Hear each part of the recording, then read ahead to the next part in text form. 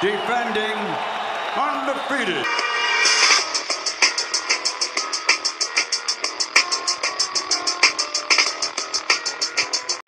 The WBA orders Keith Thurman versus David Avanesyan, and they also order Guillermo Rigondeaux versus Moises Flores. So good work by the WBA ordering both of those fights. Now, I pretty much already knew Keith Thurman versus David Avanesyan was ordered like a week ago, but I wanted to see the hate train continue against Manny Pacquiao. Supposedly, Keith Thurman had called out Manny Pacquiao saying that he wanted to fight, but you guys already knew, most of these channels already knew that Keith Thurman was ordered to fight his mandatory, his WBA mandatory, David Avanesyan. So like I said, I just wanted to see how long this narrative would continue of Manny Pacquiao ducking Keith Thurman with this supposed call out. Supposedly he called out Manny Pacquiao knowing that he's going to fight his mandatory, his WBA mandatory. And they also ordered Guillermo Rigondeaux to fight his WBA mandatory, Moises Flores. And I want to kind of talk about both of those fights. As we just saw not too long ago, Keith Thurman defeated Shawn Porter in a good fight. David Avanesyan defeated the old veteran, curly perm wearing, broke ass Shane Mosley. Probably still owed his wife some more child support and alimony. So, and we saw him defeat Shane Mosley.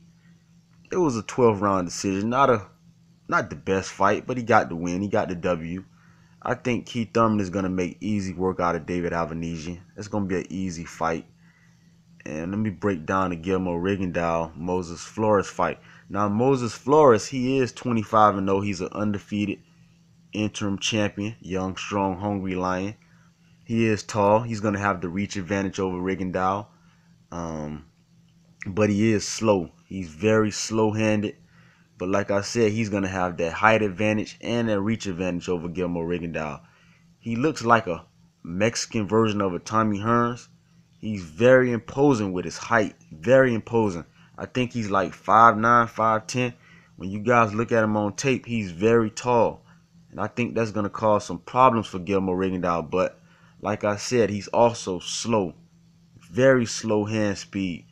I think Rigondeaux is going to get the win, but it's not going to be an easy fight like his previous fights were, where he just hit the guy one time and the motherfucker just quit. That ain't going to happen in this fight. This guy he's fighting is 25-0, undefeated fighter. So whenever you fighting an undefeated fighter, these motherfuckers don't want to give up that not easy. Not easy, man. They ain't just going to give up that shit. You going to have to work for it. You got to take it from them. So, but I see Guillermo Rigondeaux winning that fight. Good job by the WBA ordering both of those fights. We're going to see Keith Thurman back in action. He got 30 days to fight his mandatory, or else he's going to be stripped. The same with Guillermo Rigondeaux. He got 30 days to make this fight with Flores, or else he's going to be stripped. I wanted to see Guillermo Rigondeaux fight Lomachenko, though. That's the fight I want to see. Because I feel like him and Lomachenko, man, both of those guys are pound-for-pound fighters, so I want to see that fight. But he got to take care of his mandatory. The same with Keith Thurman.